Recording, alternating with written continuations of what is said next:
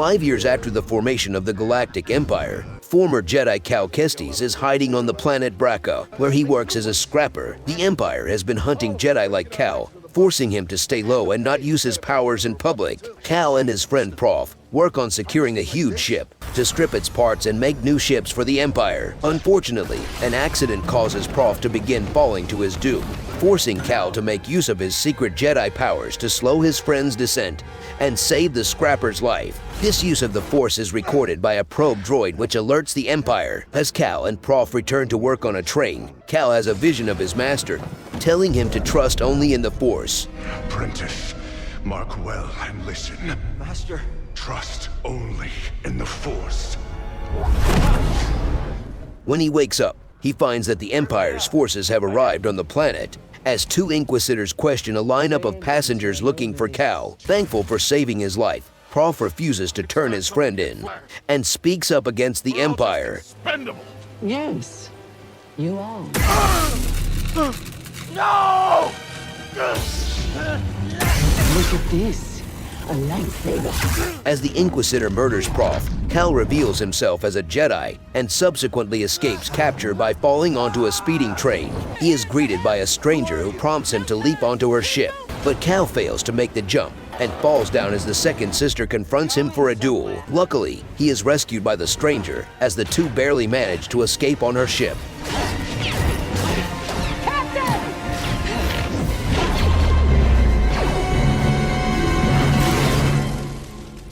This is the tale of Star Wars Jedi Fallen Order. As always, beware of spoilers and enjoy the story. Cal is formally introduced to Cere, a former Jedi that is cut off from the Force, and Grease, the pilot of their ship Mantis. Cere tells Cal that she intends to rebuild the Jedi Order and asks Cal to help her with the effort. After escaping from Braca, Cal picks up a guitar-like instrument and plays a song that he learns by touching the guitar, revealing that he can learn the past of objects through the Force. Cere takes Cal to the planet Bogano in the hopes he can access an ancient vault to help restore the Jedi Order. En route to the vault, Cal befriends a small droid named BD-1, who leads the young Jedi through the planet. After traveling the terrain and learning clues, Cal finds a vault built by an ancient civilization known as the Zepho. Inside the vault, BD-1 reveals a hidden recording of Cere's former master, Eno Cordova, who says that a holocron, a device containing a list of Force-sensitive children, has been hidden inside the vault. However, the only way to access the vault is to find a key hidden inside a Zepho temple on another planet. Cal returns to the ship to discuss the events with Cere, and the group decide to head to their next stop,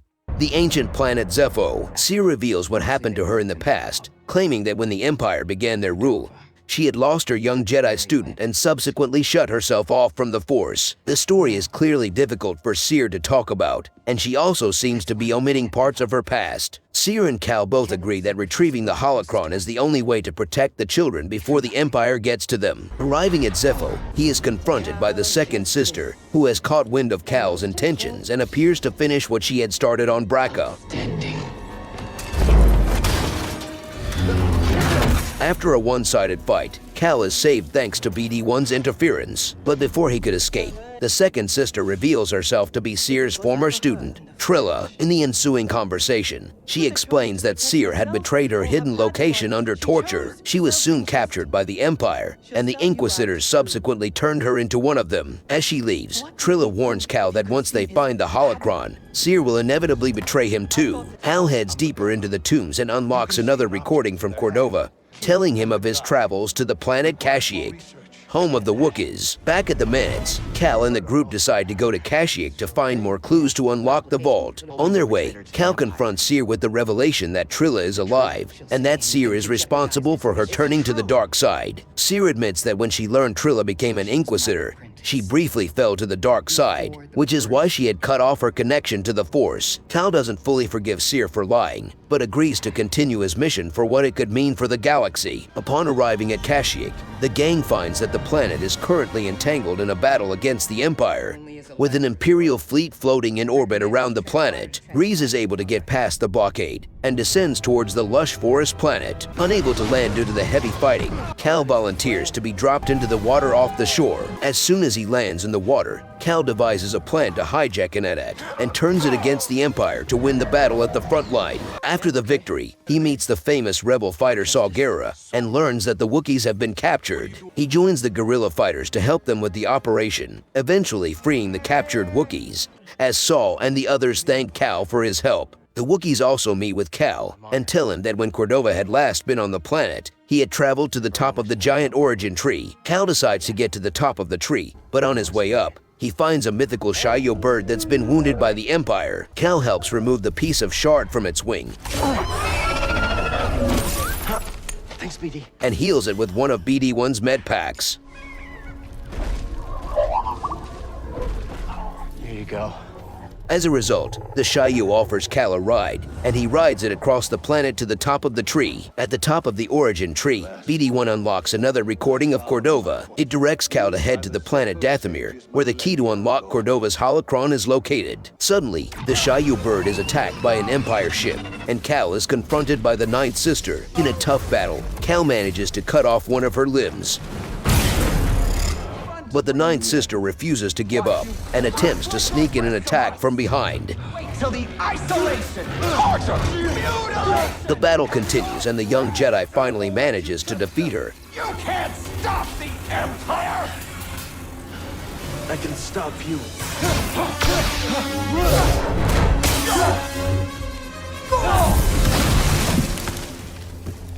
Earning his first win over the Inquisitors, Cal returns to the ship, and the group head to Dathomir for what seems to be the final step towards getting the holocron. Not soon after arriving, Cal is dragged into the sky by a huge bat-like creature.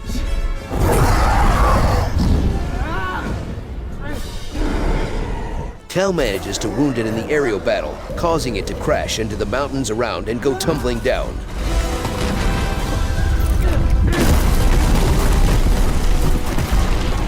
As he moves on to the Zepho Temple, the path is blocked by an imposing figure. He reveals himself to be a former Jedi named Malicos, who crash-landed on Dathomir years ago. However, he doesn't stop Cal from moving forward, instead offering him the chance to join him on the dark side. They are interrupted by Merrin, a Night Sister, one of the Force Witches of Dathomir. Merrin does not take kindly to Cal's arrival and warns him to leave, unleashing an army of undead on both Cal and Malicos. Cal refuses to listen to either of them and manages to escape into the temple. Inside the temple, he is greeted by Merrin once again, but Cal refuses to fight her. Merrin explains that she doesn't trust Jedi, as she blames them for the massacre of her people. She adds that Malicos had killed all of the Night Sisters and taken control over Dathomir. Cal's peaceful ways convince her to let go of her hate, as he gains her trust and moves forward. Inside the tomb, Malicos waits for Cal and attempts to sway Cal to the dark side once again, attacking him when he refuses.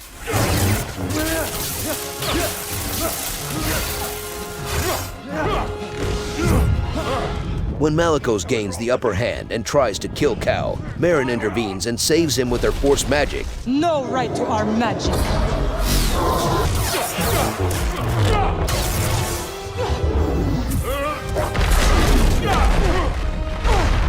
Together, the two take down Malicos, sealing him within the tombs, and free Dathomir from his reign. Dathomir will be your grave.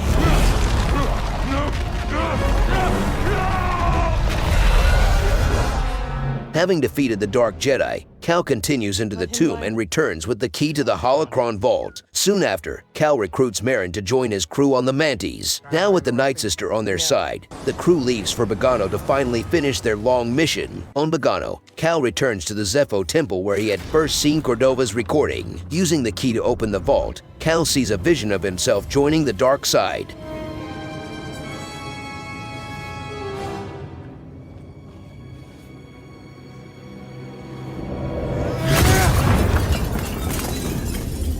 He manages to overcome the doubt in his mind and successfully unlocks the holocron before he could retrieve it. However, Trilla appears again for another fight.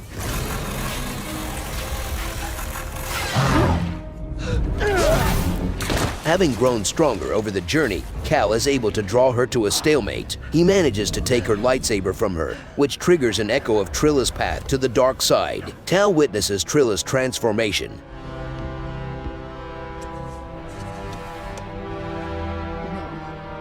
No.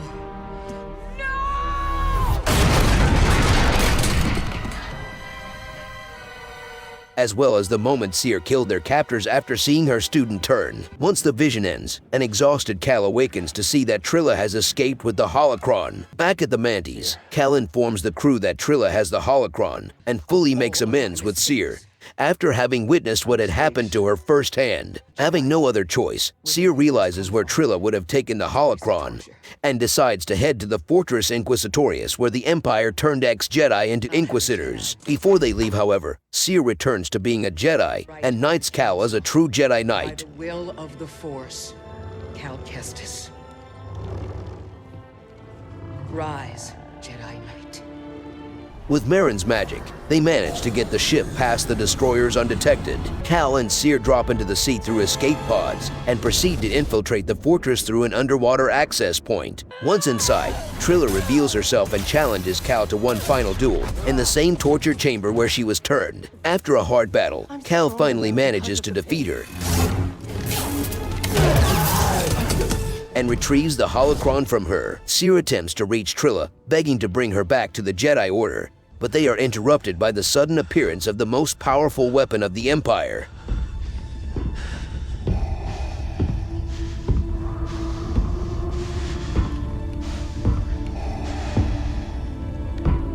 Darth Vader confronts the group as Cal and Seer prepare themselves for another battle. Avenge us!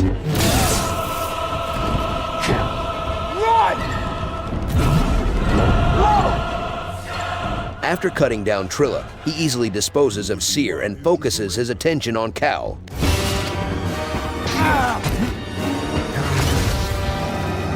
Cal is easily overwhelmed by the imposing power of Vader, but BD-1 manages to save his life.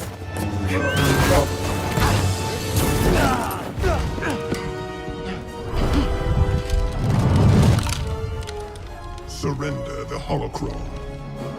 I'll never give it to you! We shall see. He is eventually put down and impaled by his own lightsaber, literally being inches away from death.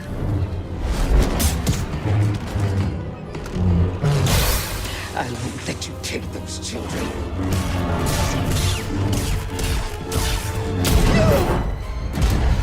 Saved by Seer at the last second, she is able to hold Vader back using the power of the dark side. No! No! Yes. Strong with the dark side. But Cal convinces her to not give in. Cal then destroys the walls of the underwater facility in order to escape.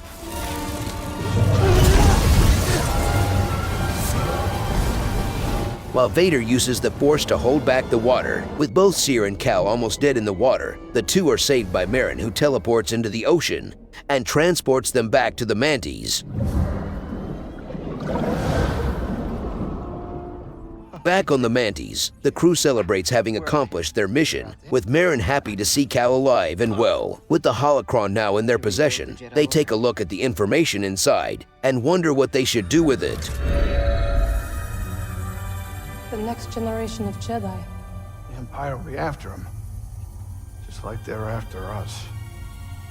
Realizing that gathering the Force-sensitive children would only make it easier for the Empire to target them, Cal destroys the holocron, stating that their fate should be left up to the Force.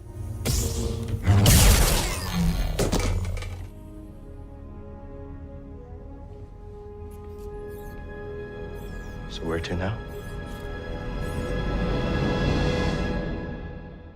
If you enjoyed this video, check out these other stories on the channel, and be sure to like and subscribe, and turn on notifications for new content every week. Thanks for watching, and I'll be seeing you in another cool tale.